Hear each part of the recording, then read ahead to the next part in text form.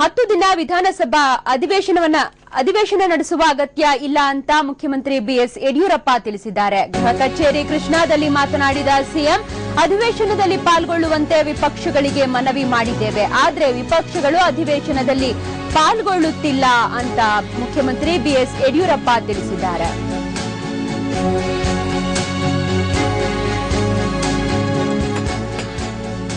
ಬನ್ನಿ ಬಗ್ಗೆ ಇನ್ನಷ್ಟು ಹೆಚ್ಚಿನ ಮಾಹಿತಿಯನ್ನ ನೀಡ್ತಾರೆ ನಮ್ಮ ಪ್ರತಿನಿಧಿ ಚಂದ್ರಮೋಹನ್. ಬಿಎಸ್ ಯಡಿಯೂರಪ್ಪ ಅವರು 10 ದಿನ ಅಧಿವೇಶನ ನಡೆಸುವ ಅಗತ್ಯ ಇಲ್ಲ ಅಂತ ಹೇಳಿದ್ದಾರೆ. ಅಂದ್ರೆ ವಿಪಕ್ಷಗಳು ಅಧಿವೇಶನಕ್ಕೆ ಭಾಗವಹಿಸದಿರುವ ನಿಟ್ಟಿನಲ್ಲಿ ಮುಖ್ಯಮಂತ್ರಿ ಯಡಿಯೂರಪ್ಪ ಅವರು ಈ ಒಂದು ಹೇಳಿಕೆಯನ್ನ ನೀಡಿದ್ದಾರೆ.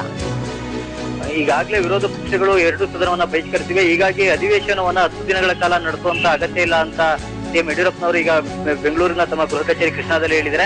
ವಿರೋಧ ಪಕ್ಷಗಳಿಗೆ ಅಧಿವೇಶನಕ್ಕೆ ಹಾಜರಾಗುವಂತೆ ಸದನದಲ್ಲೂ ಕೂಡ ಮನವಿ ಮಾಡಿದ್ವಿ ಮತ್ತು ಈಗಾಗಲೇ ಮುಂಚೆಯೂ ಕೂಡ ಸಾಕಷ್ಟು ಬಾರಿ ಮನವಿ ಮಾಡಿದ್ವಿ. ಆದ್ರೂ ಕೂಡ ವಿರೋಧ ಪಕ್ಷಗಳು ಸದನಕ್ಕೆ ಹಾಜರಾಗ್ತಾ ಇಲ್ಲ ಮತ್ತು ಜನರ ಸಮಸ್ಯೆಗಳ ಬಗ್ಗೆ ಚರ್ಚೆಯನ್ನ ಮಾಡ್ಲಿಕ್ಕೆ ಆಸಕ್ತಿಯನ್ನ ತೋರಿಸ್ತಾ ಇಲ್ಲ.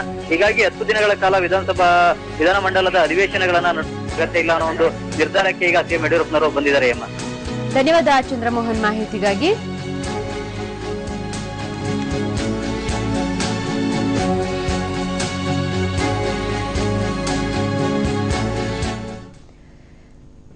ಸಂಸದ ಧರಂ ಸಿಂಗ್ ಇವತ್ತು ಬೆಳಗ್ಗೆ ಸಿಎಂ ಗೃಹ ಕಚೇರಿ ಕೃಷ್ಣಾಗೆ ತೆರಳಿ ಸಿಎಂ ಯಡಿಯೂರಪ್ಪ ಅವರನ್ನ ಭೇಟಿ ಮಾಡಿದ್ರು. ಬೀದರ್ ನಗರದಲ್ಲಿ ಅನಧಿಕೃತವಾಗಿ ನಿರ್ಮಿಸಿರುವ ಮನೆಗಳನ್ನ ತೆರವುಗೊಳಿಸದಂತೆ ಧರಂ ಸಿಂಗ್ ಸಿಎಂ ಬಳಿ ಮನವಿ ಮಾಡಿದ್ರು.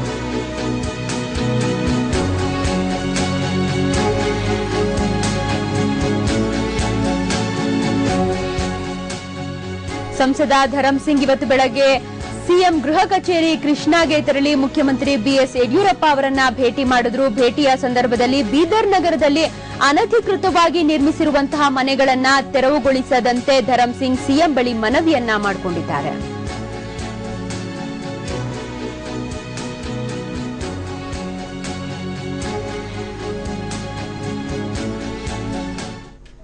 ಬನ್ನಿ ಬಗ್ಗೆ ಇನ್ನಷ್ಟು ಹೆಚ್ಚಿನ ಮಾಹಿತಿಯನ್ನ ನೀಡ್ತಾರೆ ನಮ್ಮ ಪ್ರತಿನಿಧಿ ಚಂದ್ರಮೋಹನ್. ಸಂಸದ ಧರಂ ಸಿಂಗ್ ಅವರು ಇವತ್ತು ಮುಖ್ಯಮಂತ್ರಿ ಯಡಿಯೂರಪ್ಪ ಅವರನ್ನ ಭೇಟಿ ಮಾಡಿದ್ರು. ಭೇಟಿಯ ಸಂದರ್ಭದಲ್ಲಿ ಯಾವ ವಿಷಯದ ಬಗ್ಗೆ ಮಾತುಕತೆ ನಡೀತು, ಇದಕ್ಕೆ ಸಿಎಂ ಯಡಿಯೂರಪ್ಪ ಅವರು ಯಾವ ರೀತಿಯ ಪ್ರತಿಕ್ರಿಯೆಯನ್ನ ನೀಡಿದ್ದಾರೆ?